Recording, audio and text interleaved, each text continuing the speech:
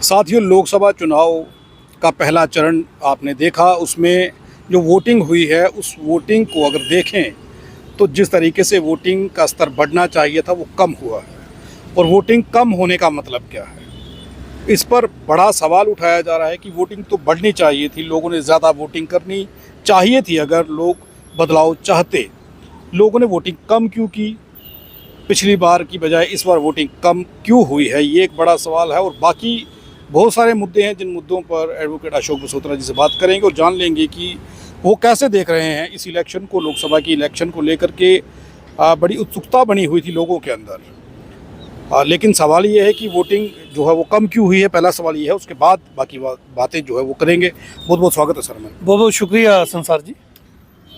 Sir, Lok Sabha चुनाव को लेकर के लोगों के अंदर बड़ी उत्सुकता थी। लोग चाह रहे थे कि बदलाव लाना है, बदलाव किस तरीके से लाना है और वोट डाल करके बदलाव लाने का प्रयास किया जा सकता था। लेकिन जिस तरीके से वोटिंग स्तर कम हुआ है, अगर उधमपुर सीट की बात करें तो 2% जो है वो कम बताया जा रहा है।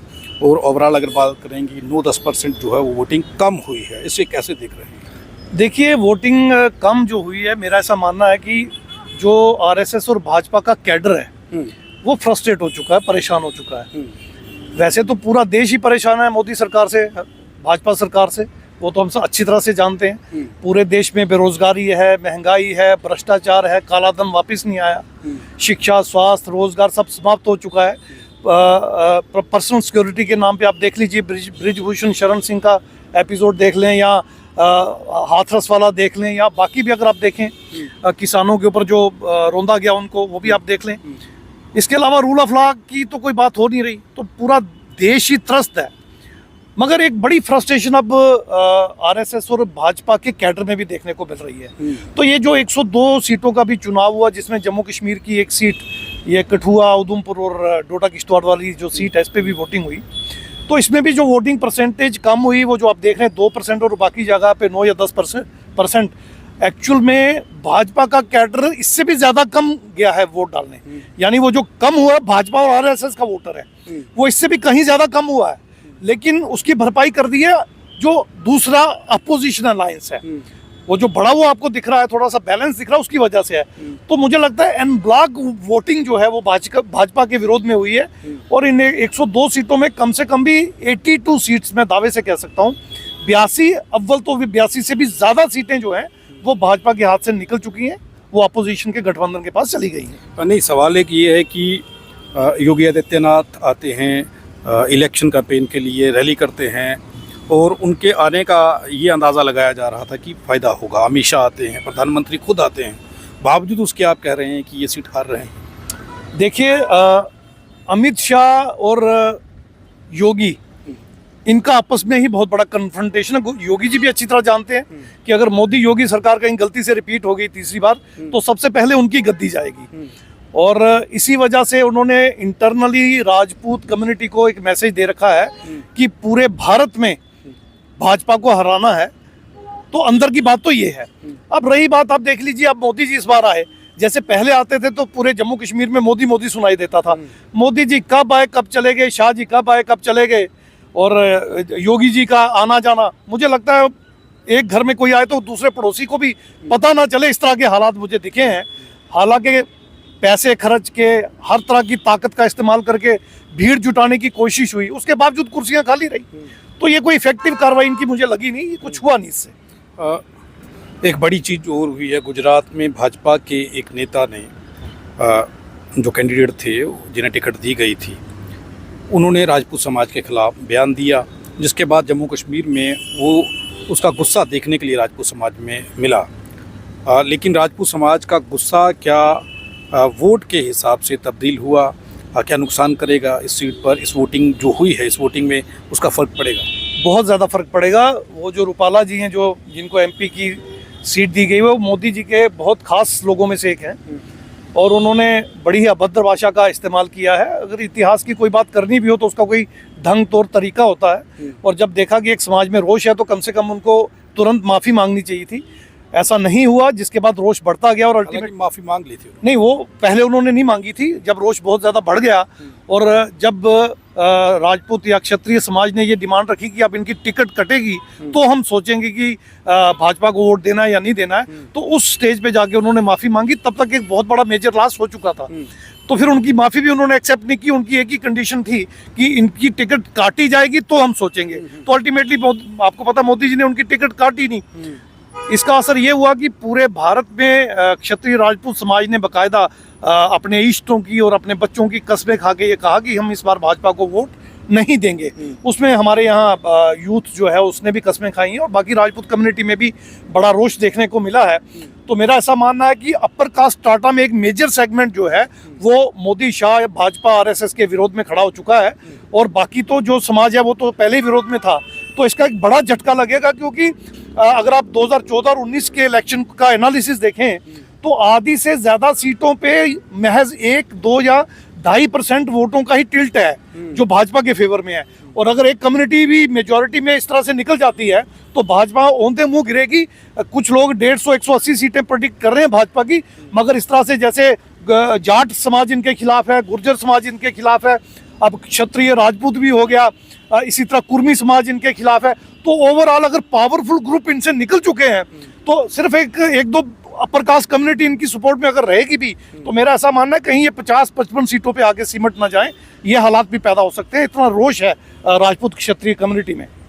एक सवाल ये है कि जो मैनिफेस्टो कांग्रेस का और भाजपा का मैनिफेस्टो है उनमें जो मुद्दे रखे गए हैं उन मुद्दों को अगर देखें तो SC ST OBC समाज के लिए क्या खास रहा, दोनों ने क्या खास किया। भाजपा ने जो मैनिफेस्टो अगर उसका पढ़ें तो उसमें 5 साल का राशन देने की बात कही है कि 5 साल दोबारा से राशन जो है वो आपको रिपीट किया जाएगा। ऐसी चीज़ें हैं उसमें, स्वास्थ्य को लेकर ये कुछ चीज़ें कही गई हैं।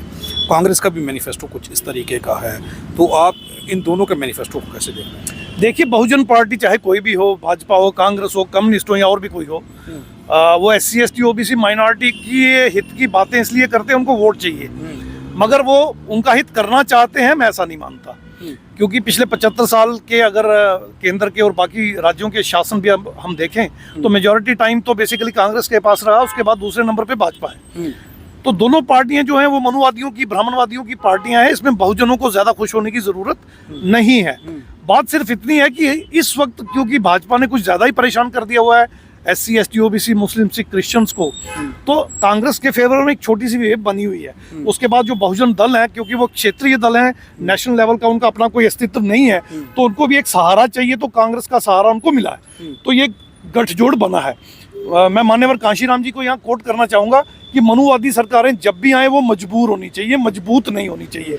मजबूर रहेंगी तो हमारे काम करती रहेंगी, मजबूत होंगी तो हमारे गले काटेंगी, जैसा कि भाजपा ने पिछले 10 साल में किया है और कांग्रेस ने भी एक लंबे अरसे में ये सब किया है। हमें याद रखना होगा, मंडल कमीशन से पहले काका साहब कलेरकर कमीशन, दोनों कमीशनों की रिपोर्ट को कांग्रेस ने भी नहीं माना था और भाजपा तो मानती नहीं है। और मंडल के खिलाफ कमंडल लेके भाजपा ही निकली थी और VP सिंह की गवर्नमेंट भाजपा ने इसीलिए गिरा दी क्योंकि अब OBC को इसमें आरक्षण और लाभ मिलना था। तो ये मनुवादी पार्टी अपने मैनिफेस्टो में ऐसा कुछ रखती भी हो तो वो सिर्फ आई भाष होता है, वो देने के हक में होती नहीं है। जैसे राहुल गांधी अब जाति आधारित जनगणना की बात कर रहे हैं, आबादी के हिसाब से हिस्सेदारी की बात कर रहे हैं।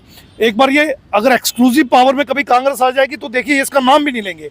तो मैं ये चाहता हूं कि ये जो NDA के खिलाफ गठबंधन बना है, इंडिया अलायंस या इंडिया अलायंस जो बना है, आना तो यही चाहिए, मगर इसमें कांग्रेस का हिस्सा रीजनेबली रहना चाहिए ताकि जो हमारे बहुजन समाज के घटक दल हैं उनका दबदबा बना रहे। तभी जाति आधारित जनगणना भारत में होगी, तभी आबादी के हिसाब से अनुपात में हिस्सेदारी मिलेगी, तभी शिक्षा, स्वास्थ्य और न्याय सबके लिए एक जैसा हो पाएगा, तभी धनबल बाहुबल EVM पे बैन लगेगा, तभी न्याय की बात होगी, संविधान की बात होगी, शिक्षा की बात होगी, तभी right to work fundamental right बनेगा, तभी जो है राजनीतिक आरक्षण जिसको पॉलिटिकल रिजर्वेशन हम कहते हैं और इकोनॉमिक वीकर सेक्शन रिजर्वेशन जो है, ये सब चीज़ें खत्म हो पाएंगी।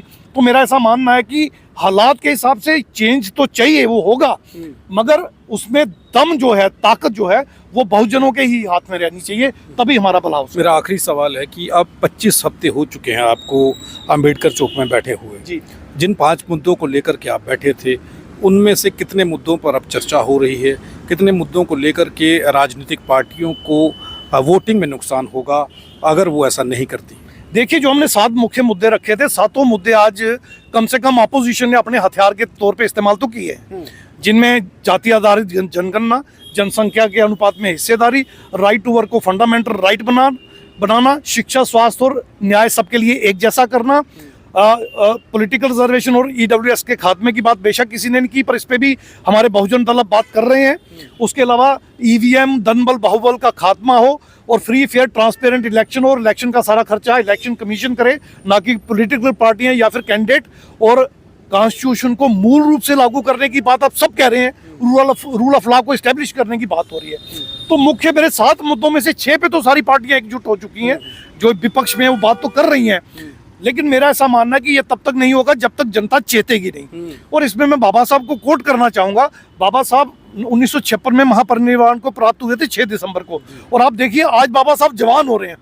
ना सिर्फ भारत में, पूरे विश्व में उनका डंका बज रहा है। भारत के हो या विश्व हो, तथागत बुद्ध से लेके बाबा साहब तक या फिर उनके अनुयायियों का डंका बजता रहेगा। ये मनुवादी थोड़ी देर के लिए चमकेंगे, उसके बाद ये दबा दिए जाएंगे, खत्म कर दिए जाएंगे, क्योंकि ना तो ये मुल्क इनका है, ना ये समाज इनका है, ना इनकी बात चलेगी। अल्टीमेटली इनको अपना बोरिया बिस्तर समेट के या तो चुप करके बैठना होगा या अपने देश वापस जाना होगा।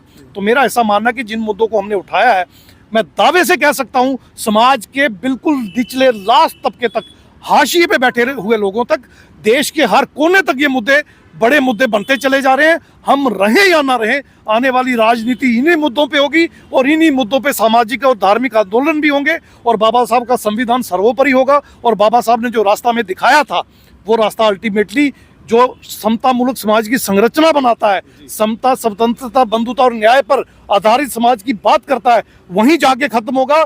बुद्ध में भारत बनेगा और बाबा साहब की ही बात चलेगी, हमारे महामानवों की ही बात चलेगी।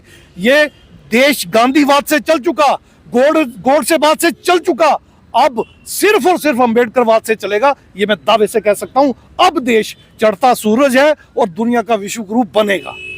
एक बड़ी बात और बड़ा दावा ये किया गया है कि ये देश जो है ये कॉन्स्टिट्यूशन से चल रहा था और कॉन्स्टिट्यूशन से ही चलेगा। बाबा साहब के विचारों को ख़त्म करने की किसी भी मनुवादी पार्टी के अंदर ताकत नहीं है कि वो संविधान को ख़त्म कर सके, जब बाबा साहब के विचारों को मिटा सके। एडवोकेट अशोक मल्होत्रा ने बड़े साफ लफ्ज़ों में एक चीज़ कही है कि कांशीराम साहब ने कहा था कि सरकार अगर हमारी नहीं भी बनती है, जो सरकार बने वो मजबूत नहीं मजबूर सरकार बने। और लग रहा है, और आप देख रहे हैं कि जिस तरीके से कांग्रेस को गठबंधन बनाना पड़ रहा है, अलग अलग राजनीतिक दलों के साथ जुड़ना पड़ रहा है, और भाजपा जिस तरीके से कमज़ोर हुई है और 9-10% वोट जो कम हुआ है, एडवोकेट अशोक मल्होत्रा जी का ये कहना है कि वो वोट भाजपा का ही वोट है, आरएसएस का ही वोट है।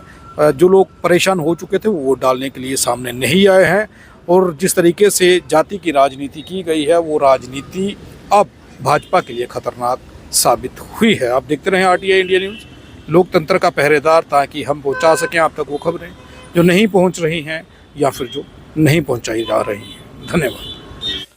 हम किसी भी प्रकार का कोई विज्ञापन नहीं लेते हैं, हम आज़ाद पत्रकारिता करते हैं। अगर आप चाहते हैं कि आज़ाद पत्रकारिता जिंदा रहे तो आरटीआई इंडिया न्यूज़ का आर्थिक सहयोग करें, ताकि आरटीआई इंडिया न्यूज़ आज़ाद पत्रकारिता करता रह सके।